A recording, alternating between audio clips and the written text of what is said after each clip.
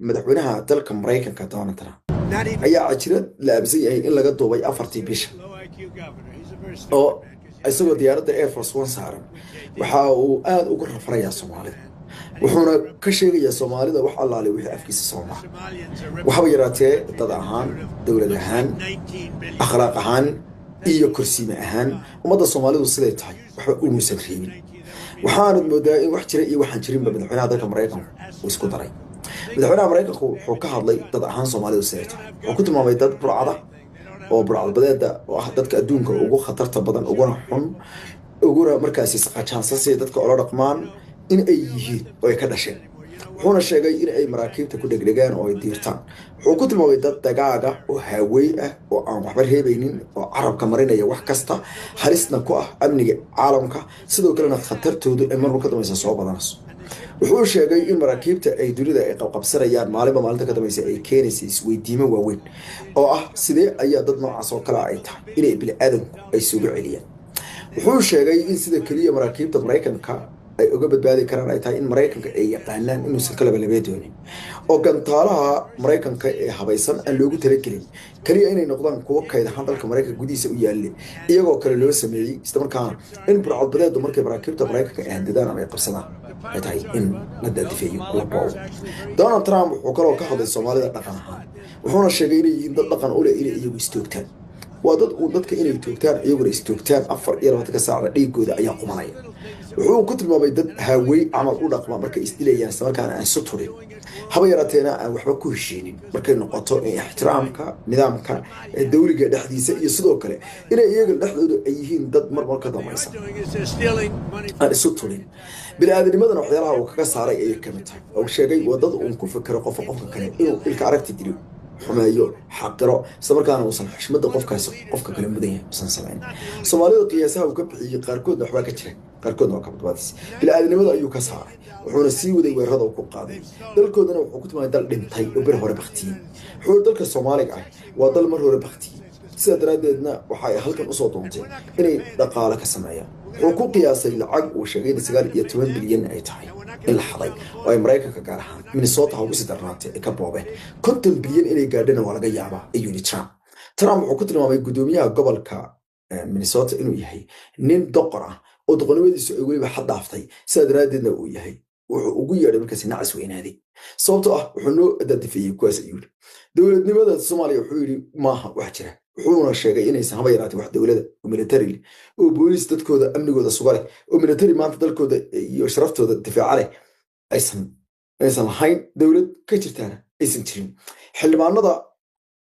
ayuu sheegay inaysan lahayn wax jira oo markaas aysan lahayn dad matalaad oo matalaada ay leeyihiin iyo xasaanada ay tahay inay qaataan aysan qaadan mas'uuliyadda deegaanadoodana aysan haba yaraatay aysan lahayn wuxuu sheegay inay hadaba dhammaanba Soomaalida laga hufi doono dalka Mareykanka sheekada Soomaalida marka la soo celiyay waxay ku laga qaadanayaan dhowr arrimood wuxuu sheegay Soomaalida halkan timid oo Ilhaan Cumar ku jirta in la musaafiri doono dhowr arrimood laga qaadanaya waxa weeye in narrative-ka ama sheekada Soomaalida ku socota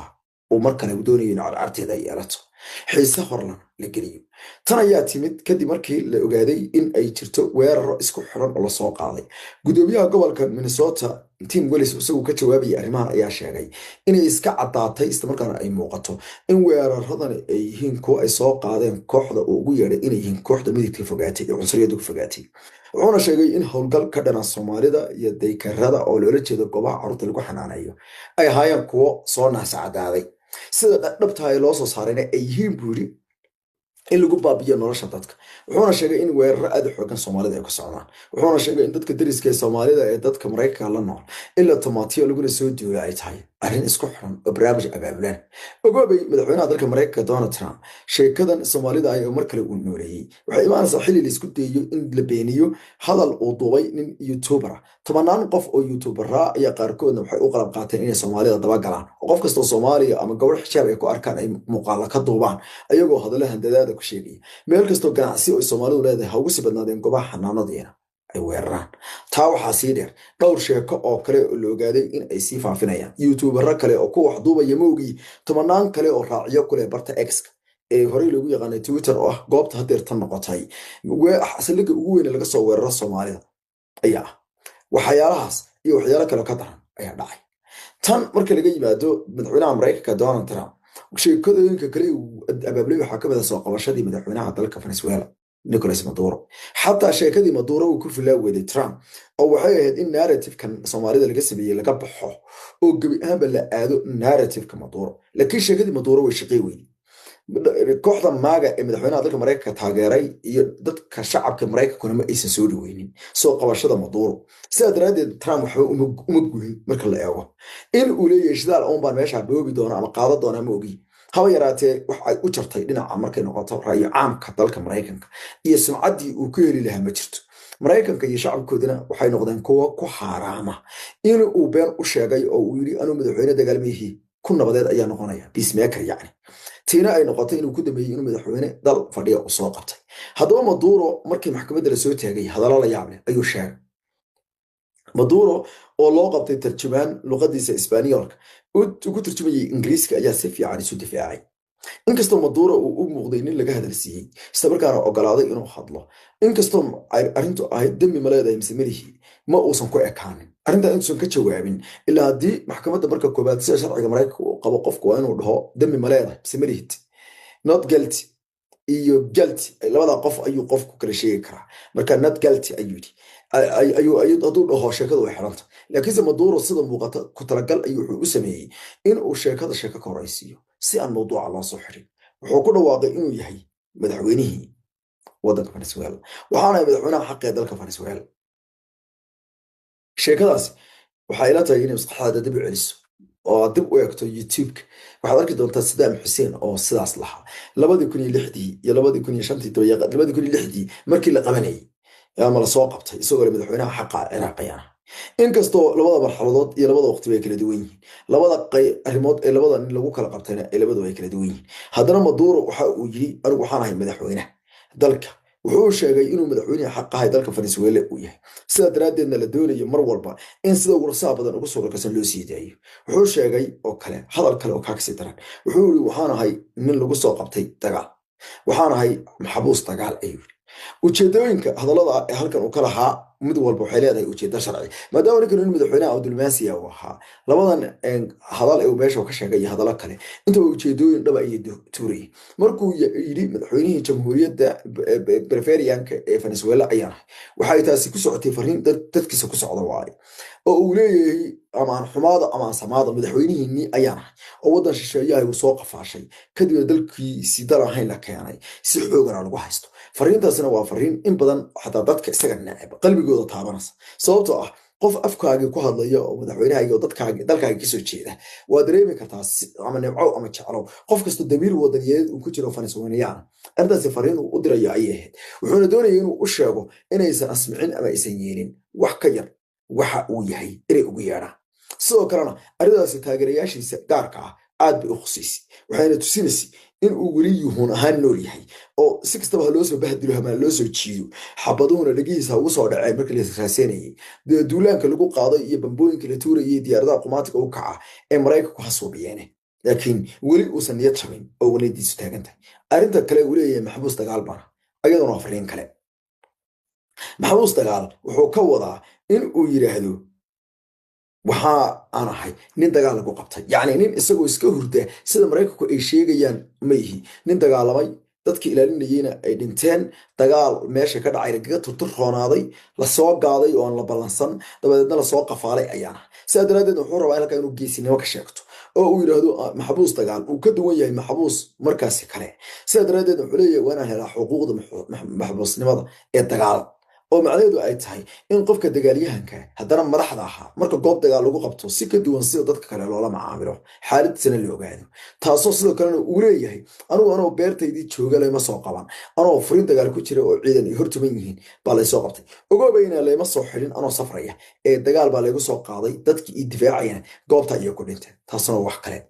waxaa la yaab ahaa in la weydiiyey markii u horeysay magaciisa saddexan inuu sheego dabeedna wuxuu yiri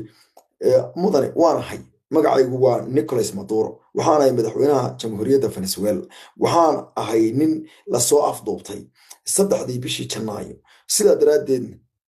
waana taa ogaata waxaa la yaab noqotay markuu luqadda Isbaanishka ku hadlayay iyo markuu hadlayay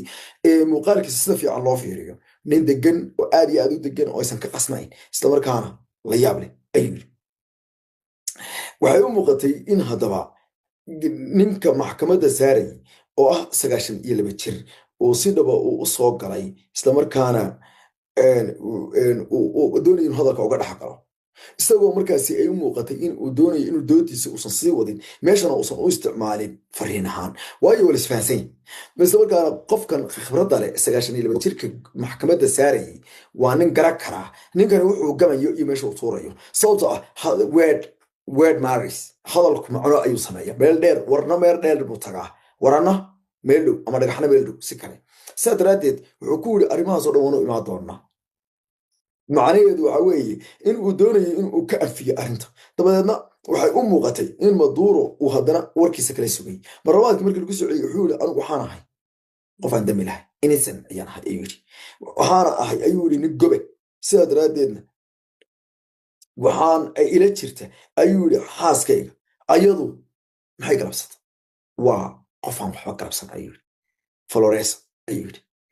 arrinta la yaabka noqotay ee kale ee hadalka daba Maduro macnaha weyn u sii yeeshay dad badan oo nabca iyo kooja aan ay ku taageereen waxa weeye sida uu soo uga tagin xaaskiisa iyo inuu isku dayay inuu yahay say doonayo inuu difaaco xaaskiisa isaga baluuxu doono hamute isla markaana inuu hadaladii ugu horreeyay isagu isku difaacay uusan isku koobnaan isla markaana xaaskiisa uu si gaara u saaro u yidhaha bal ayadu maxay galabsatay macnaheeda waxaa laga garanayaa in fariin diblomaasiyadda taa uu leeyahay bal horta gabadhan iska sii daayay aniga bal waxaa doontaan baa dhowto meeshan doona waa iskala dhacno waxaa doontaana igu fala saa doontaana yeela 63 jirkan ayaa u muuqday nin markaasi marwar ka damaysa muujinayay arrimo waaweyn oo markaasi ahaa kuwo uu rabo in uu fariimo ahaan uga diro waxyaalaha kale uu maxkamadda ka sheegay waxaa ka mid ahayd in uusan haba yaraatee weligii allii uusan doonayn inuu qaato xaaskiisa ayaa weekaynaya iyadu ay aad u aamusneed waxaa laga dareemi karaya xoogaa iyadu inay shoog weligii uu ku jiro ama hadaladiisii waxaanahay madaxweyne waxaanahay nin markaasi marba marka ka dambaysa la dulmiyey oo dagaal ku soo qabtay ayaa laga maqlayay isagoo aad iyo aad u qaylinay inkasta oo arrimaha qaarkood markan oo kale aysan qayladu caawin haddana si kastaba ha noqotee wuxuu u dareensanaa in waxa keliya maanta uu sameyn kara ay tahay inuu dhawaaqo arrimaha waaweyn ee haddaba Maduro halkaas kusoo bandhigay waxay muujinayeen in uu ra'yi caamka dalka Maraykanka uu xitaa la hadlay isla markaana uu muujiyey in xadgudub aad u xooggan lagu sameeyey dowladda madaxweyne Donald Trump ayaa haddaba isku dayeysa in sheekada Maduro aysan qurux badnaanin sidaa daraaddeedna hadeerto sheekada Soomaalida iyo laxanka kale ee Trump uu abaabulayo in lagu mashquulo beddelkana waxay doonayaan faallada in arrinta la faaleeyo inay kasii fiicnaato dhacdooyinka maalinlaha xiisaha yeelan kara oo ay ka mid tahay sheekadan Soomaalida waddankani kusoo duushay iyo lacagaa la qaata iyo waxyaalaha Maraykanku ay dhibsadaan si guud arrimahaas oo ah kuwo kale oo la yaab leh iyo arrimo kale oo ilaa iyo faquuq iyo arrimo diimeed oo aakhirka keeni karaya Nicolas Maduro iyo xaaskiisu si kastaba ha noqotee waa maxaabiis dalka Maraykanka ku sugan Trumpna sheekada sida uu doonayay iskuma daba dhicin uu ku guuleystay madaxweyne Donald Trump inuu soo qabto madaxweyne dalka Venezuela laakiinse kuma guuleysan in dadka Maraykanku arrintan ay soo dhaweeyaan taasina waa arrin dhirbaaxa oo aad iyo aad u xooggan inkastoo isaga aysan shakhsiyan saameyn degdeg ah ku yeelan doonin haddana sida muuqata waxaa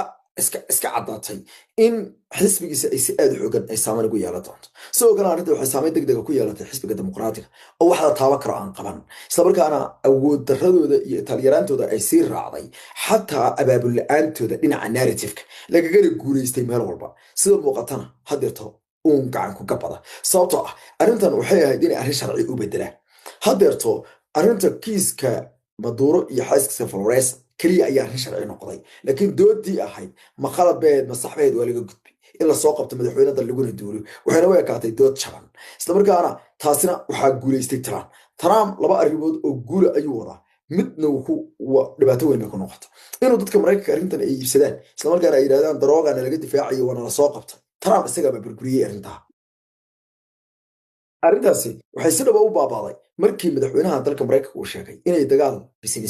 business dhinaca oilka ay ku jiraan laakiinse xisbiga dimuqraadiga arrin weyn baa seegtay oo waxay ahayd in ay dood ka keenaan arrintani sidee ayaa loo xakameyn karaa marka laga yimaado Lindsey ninka loo yaqaano ninka la yiraahdo Bernie Sanders oo ah senatorka laga soo doortay gobolka Vermont وإلى حد يرتعد أنا تعب أبو شيء وسوى عن سجود بردي ما شرته كولومبيا iyo dowladeedu waxay u egtahay in iyaguna ku kadsoomeen narrative-ka madaxweyne Donald Trump darooga la dagaalamana Colombia waxay sheegtay inay daroogadii la dagaalankeedii kor u qaadi doonto ayadoo ka jawaabaysa baahida Mareykanka sidaas waxaa sheegay wasiirka wasaaradda cadaaladda ee dalkaasi Andres Idergar idaraga nin la yiraahdo wuxuuna leeyahay arida waa ka ilbadariri doona mana ka dagaalami doona balse waxa ay muuqataa in arrintaasi rabitaanka madaxweyne Donald Trump is wax ka bedelayn haddii uu doonayo in uu madaxweyne Gustavo uu meesha ka qaado dhinaca kale Netanyahu ayaa waxa